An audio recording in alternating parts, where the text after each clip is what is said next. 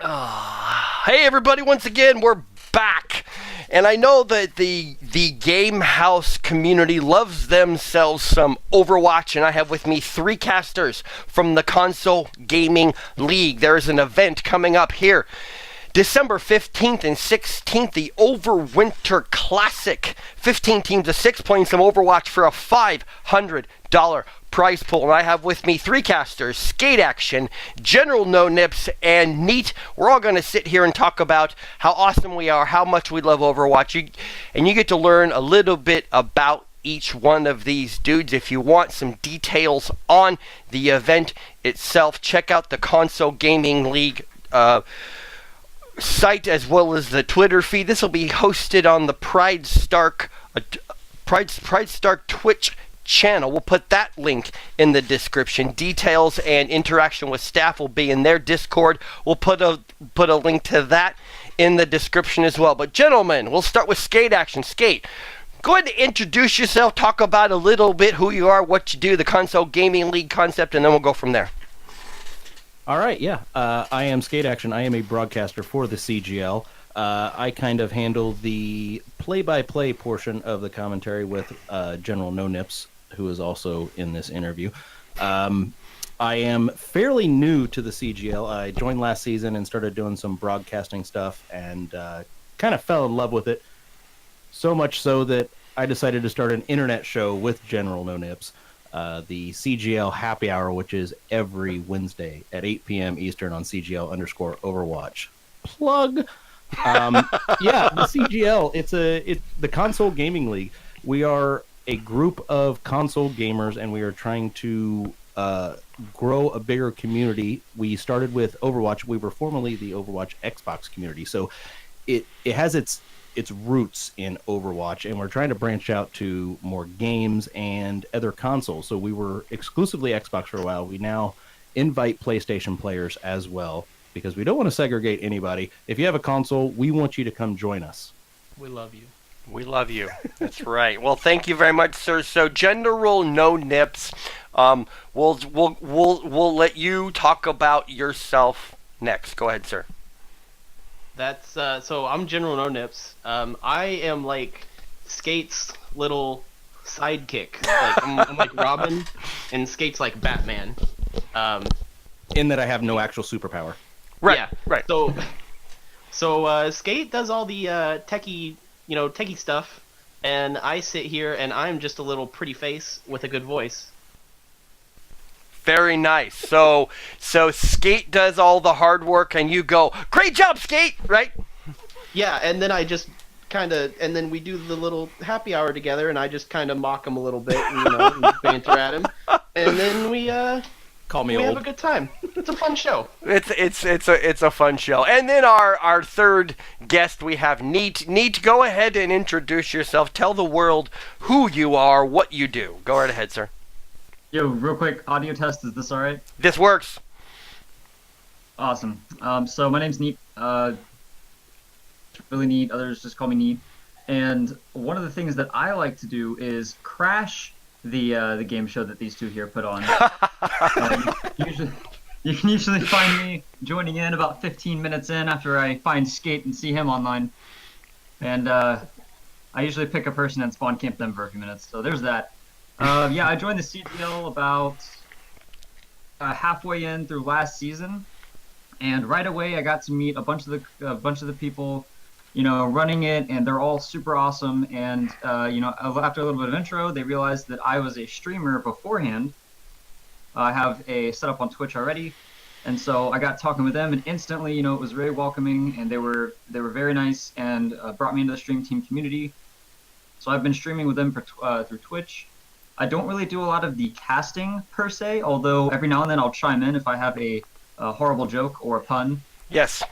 But I'm usually just a streamer for them, and I also have a face for radio, as somebody once said.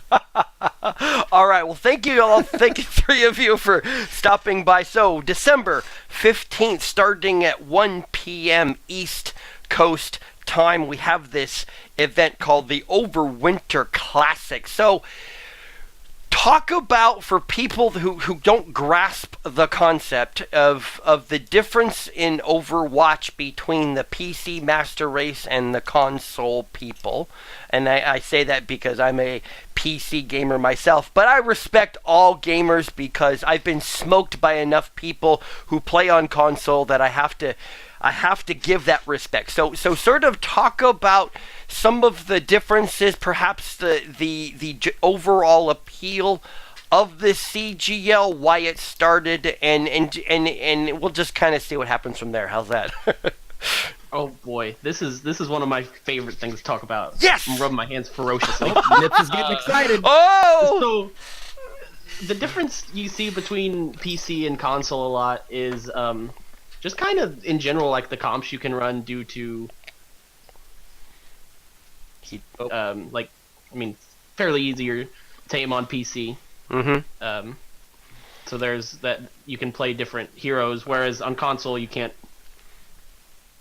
He keeps dropping out. He keeps on dropping out.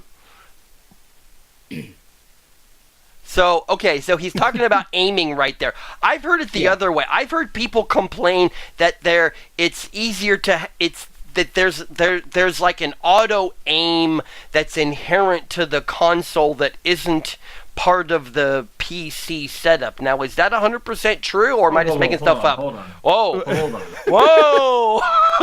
Aim assist is real and it's alive. Okay. As somebody who can't aim, I can proudly say I can aim much better on a mouse and keyboard. There are even times when aim assist has helped me, but in the same life has also hindered me. Okay. Like, say I'm playing Reinhardt and I'm Absolutely. in a corner, and I'm trying to fire strike someone in front of me, and the enemy Mercy flies across my screen right as I go to fire strike. Well, my happy-go-lucky aim assist is going to say, oh, you meant to fire strike that Mercy, and I'm going to completely miss everybody, and it's awful. I swear, did my Yes, my audio aim cut assist out? is a thing. Aim It assist. is real. And it's something that I think the console actually needs because of the limitations of the joysticks that you have on the controllers versus the mouse and keyboard. That being said, it's all adjustable, and you just kind of have to find your way. It's just one of those settings that you have to find your way through, and it takes a little bit of time to adjust and get it all right, if that makes sense. The biggest impact I see with the aim assist usually is with a character like Ana, who on console has a friendly aim assist as well. So you have two different aim assists counteracting each other sometimes, and depending on how sensitive you have it, it can really affect whether you're trying to heal your teammate or the person you're trying to shoot past and damage in the foreground. So it's what it sounds like to me is, and to be 100% transparent, I'm not an Overwatch wonk, okay? I'm just here to facilitate these three really smart people and just kind of be out of the way. But what it sounds like to me is that aim assist is something that people who don't get the game or aren't very good at the game use as sort of a crutch, right? Yeah, it's just, I think it's more helpful for console because it's a lot. It just comes down to joysticks are a lot harder to use than a mouse. Yeah, there's a lot more limitation on a joystick than there is on a mouse and keyboard. Because a mouse, you can adjust whatever sensitivity or DPI you want and take it all the way across your desk. So you can't do that with a thumbstick. It's limited in how much movement it has. Got it. Also, to answer the second part, I think my audio cut out because I'm doing this on a laptop from before Bill Gates was born. So the CGL kind of, what the big draw of it is it allows everyday average Joes like us to participate in a league for and feel like we're good at the game. I don't know if that's a good way to put it. Right. Yeah, it's a competitive environment for the average person that enjoys playing console. And if you're a fan of Overwatch, obviously you see the Overwatch League and you see this competitive setting where these teams are playing, best of 5 matches and trying to put different people in and different comps and they want to experience that. And there's no good way to do that, so we're trying to open that up to them. You might also think of it like a bowling league at your local bowling alley. Nobody's great, but everybody loves to go, and they like the competition and the hang out and meeting people and all that kind of stuff, and it just opens that door for them. I've actually described it to some people that were asking questions as the place between competitive and the Overwatch League, where you can go and find more organized team play, maybe in a less toxic environment, and play with friends. Right, and the issue at the core here is access.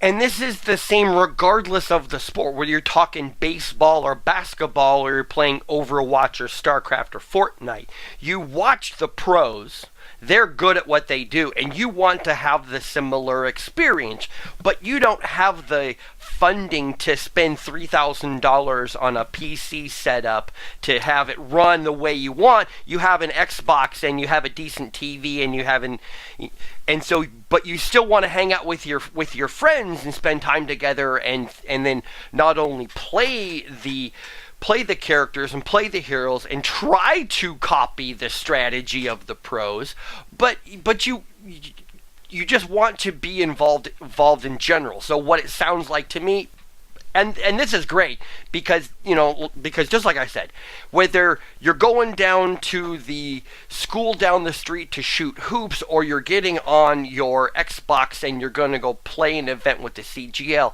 it's the same thought process, right? Yeah, and another thing that kind of is cool with it is like the streaming aspect we add to it. Right. Yeah. We're giving, it is a stage for people to show what they can do, in the game of Overwatch right now. We have different tiers for skill level, so it's not like everybody that comes in, if you're a gold player, that you're going to have to play against top 500s. That's not the way it works. There are tiers based on your SR rating, so that you're only going to be playing within players of a certain range. So it allows you to show your skills against people of your own skill rank. Perfect. Yeah, and that's important. This specific event that will be December 15th and 16th is a top 500 through a Masters event. So it's important to know that. I mean, it's important to know that you're not just gonna go get an Xbox and then from Walmart download a copy of Overwatch and then in 20 minutes after setting it up you're gonna be doing this.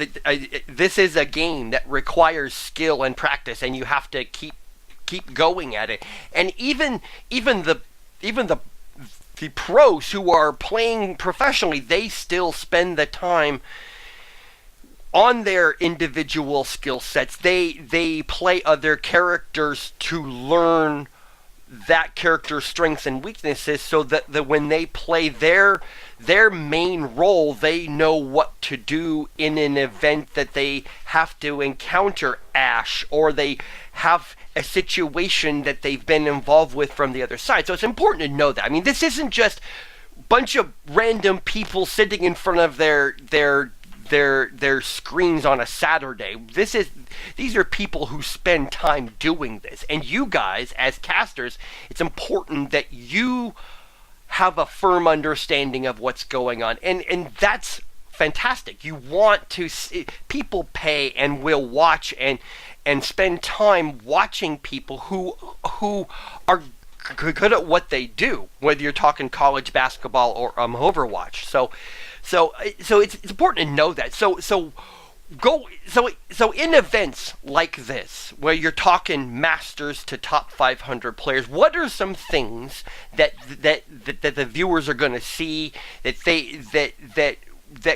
they can realize that they're actually watching people who have some skill here? You know what I'm saying? They're going to see some big brain 900 IQ plays. Call those really neat plays. Yeah. They're going to see a lot of coordination. Yes. Yeah, a lot of teamwork. Those of you that play ladder, even at the lower ELOs, know that there's not a lot of coordination, and you have people trickling in, things like that. You won't see this in this tournament. You will see lots of team fights, less staggering going on. Alt economy, always important at this skill level. The alts may not always be massive, but they're going to be precise. That's what I look to see. Okay, and it's important to know because you're not. And this right. This isn't ladder where you show up in a match and you're randomly assigned a squad, and so it could be a situation where you usually play as a tank most of the time, but you're being asked to play a different role that you're not super good at. So these are teams and these are groups of people who actually spend time together, right? Yep, absolutely. And another part of the gameplay that you'll probably see here as well is the idea of threat from a player. I mean, playing as a Widowmaker, for example, if you're on the high ground, that's going to influence the gameplay, regardless of if you're getting kills or not. Because just you being there creates a threat, and so that's also a fun aspect at this level. Awesome. So it's for somebody who spends time playing these sorts of events. What is the next step beyond this? I mean, it whenever you're on Twitter or you're watching people play this, it's all about the grind and getting better. So for somebody who spends time doing this, playing on PS4, playing on their console, what is the next step beyond this? Because I don't think anybody knows what the process is. There is the path to pro. There's the pro league. Where does an event like this fit? Well, I think the perfect place to put it is, and I mean, it's a much rarer case, but we've seen players like that I can think of off the top of my head, Gator, who started on Xbox. He did these small tournaments and eventually got noticed, and now he's moved on to PC and just joined a pro team. Okay, so he's one person out of thousands.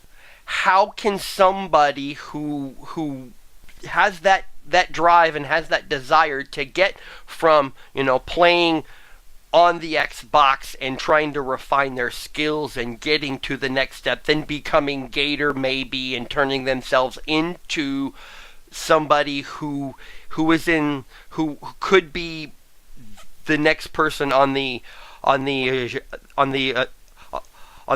Shanghai Dragons?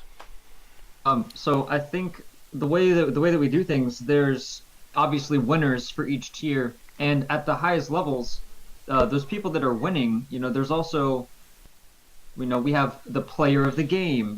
We focus on certain individuals at certain times. So if anybody up higher was watching, it helps to get noticed, and being noticed as a player, being successful is really what starts that process. And it also just goes back to, even if you're like in those lower tiers, just growing to get to where, say you want to be a top 500 on the game one day. I mean, I can take Skate, for example. So I coach Skate. I took up a coaching role on a team, and Skate's one of my players. When I found him, Skate, what were you, like, high gold? Is that correct? Probably mid gold. Mid gold, and through the process of me helping him and realizing mistakes, and all these coaches all these teams have coaches like that. But through this process, Skate is now sitting at mid to almost high diamond. So it just helps you realize your potential and truly get better. Yeah, it gives you experience to see the game from a different perspective. When you're playing on the ladder, you're just playing the competitive ladder, you don't necessarily get a chance to see all the little inner workings that you will get to see when you play with a team, because you have input after the game or before a game from everybody on the team. So you get all these different perspectives of how things work, and you see the game as more of a team fight and see all the pieces as they move. You don't really get that experience just grinding the competitive ladder.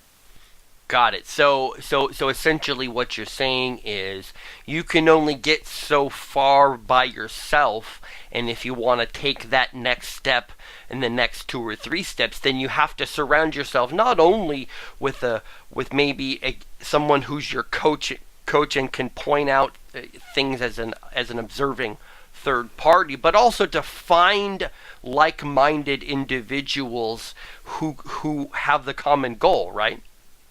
Exactly. Absolutely. Overwatch is a team-based game, so you have to succeed as a team. Everyone needs help kind of eventually. Like, you got to be able to reach out.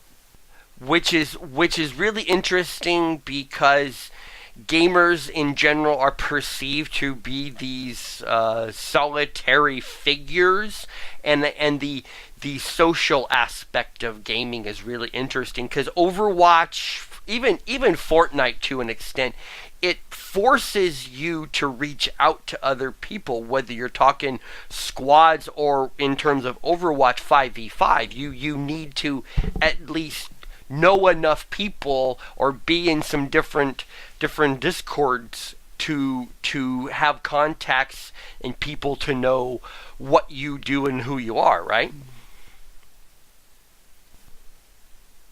Or did we just lose everybody? Oh, no. I'm still here. I was giving everybody else a chance to answer first. Yeah, I was waiting. Everybody, I don't know. I think you kind of hit the nail on the head, more or less. Like, I was gonna give really neat a chance to answer that one, but I'm sorry. I was halfway through a sandwich. Which half? Yes. My air pipe. Anyway, but what I was saying was, the social aspect of gaming forces us to come together. You're playing 5v5 Overwatch or Fortnite, whether you're playing with one friend or you're playing in a squad. So I just think it's really interesting in comparison to the perception of what gamers are. You know what I'm saying? Yeah, people are thinking. Go ahead, Neat. Oh, okay. Well, I was just gonna say that if you do have those aspirations to become a pro player, you don't see pro players, solo queuing in a team-based environment. You're gonna have to get used to working together as a team, functioning, working on your callouts, making sure that your thing is not just important for your interests during the game, but also maybe so that your Ana can still see you while you're fighting the other Reinhardt or something like that. So it's definitely an important stepping stone as well, learning how to play as a team. And that's the thing, personally, I enjoy about this CGL league is I don't even really consider it like a league anymore. It's almost more like a community. I've made, and I've met so many, really fantastic people that have led me down and paths that have helped me find other things. And I've just made a lot of friends through it. And that's, I think, is one of the big things about having a league like this that's, friendly for everybody sort of thing. Yeah, it's the console gaming league, but in all honesty, it is a community that happens to surround themselves around a league. So the league play is part of it, but it's not the most important part. The most important part is the community, and that's what separates the CGL, I think, from a lot of other organizations. Very nice. So, everybody, don't forget, one, that both Skate and the General have a show Wednesdays, 8 p.m. Eastern Time. Is that right, gentlemen? Oh, yeah, that's right. You can find it on twitch.tv/CGL_Overwatch. That's right. Yep, quite a bit of banter and us playing some games and talking about the game in general, talking about our league a little bit everything. Very nice. And then, so December 15th and 16th, the Overwinter Classic, Overwatch, 15 teams of 6, Masters through top 500 on Saturday, December 15th. It starts at 1 p.m. on the East Coast. The 16th will begin at 3 p.m. East Coast time. We'll put a Discord link in the description because it'll be on the Pridestark Twitch stream. We'll put a link down there for the CGL as well. So as we shut this down, guys, what else is coming up for the CGL? I know we talked about some events happening in January. So sort of talk about what's on tap here coming up. I know there is. I'm trying to find the date as I'm going. Can't seem to find it. I know there's a Black Ops 4 tournament coming up quite soon. I believe that's in mid-December. That's kind of in the December 14th to the 16th. You got it. Okay, 14th through 16th. So same time as the Pridestark tournament. Yeah. Right. And then they're in the process of announcing, I believe, another tournament to kind of like hold everybody over until the season starts. No information's been released on that yet, though. And then the next season for the CGL Overwatch itself starts January 21st. Yeah, a new season with some adjusted tiers for the players. So a little bit of a change from last season. We've adjusted some of the tiers, and I believe there's also some invitational tournaments coming up that General was speaking of. The best place to figure that out is the CGL Discord. That's where all the announcements are made. If anybody wants to check in on that. Very nice. We will also we'll also get a link in the description for that. So, gentlemen, thank you very much for making time to chat with me. Everybody, check it out. Console Gaming League. Check them out on Twitter. Check out the site. December 15th and 16th, the Overwinter Classic. Also the Black Ops tournament for the CGL, December 14th, 15th, and 16th. So, Skate, General, Neat, thank you very much for making time to talk to me today. We'll put this on the Game Haus YouTube channel. As we head out, is there anything else you would like to plug, like your show every Wednesday at 8 p.m. Eastern? Oh, you mean the one Wednesdays at 8 p.m. Eastern on CGL_Overwatch? That show? That show! The one hosted by... I hear that there's 2 people that started it. Oh! Yeah, the best casting duo, on the... I gotta... Hold on, let me think directions. North of the Mississippi. No, we're east. East of the Mississippi. Directions. Within 2 astronomical units of the sun. Yeah, that's why Skate and I are the casting duo known as No Aim and No Brain, the 2 support mains. Oh, rhyming is good. That was good. Somebody should write that down and put it on like a T-shirt or something. I already trademarked it too late. Sweet, yes, money. Money is awesome. Speaking of money. Yes. No, actually, I know Really Neat has his own Twitch channel as well, but I'll go ahead and give mine a plug if anybody wants to come check out what I'm doing. I am at twitch.tv/SkateActionDJ if you want to come watch my bald head try to play some Overwatch online. Very nice.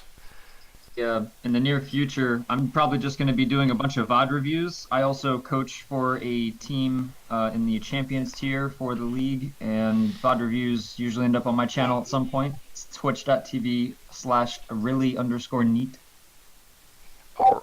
All right, so we have Neat, we have the General, we have SkateAction. Gentlemen, thanks for making time for me. It's always good to talk to smart people that are engaging. Head over to the ConsoleGamingLeague.com. Check out the Console Gaming League on Twitter, and we'll talk to you real soon. Thanks much.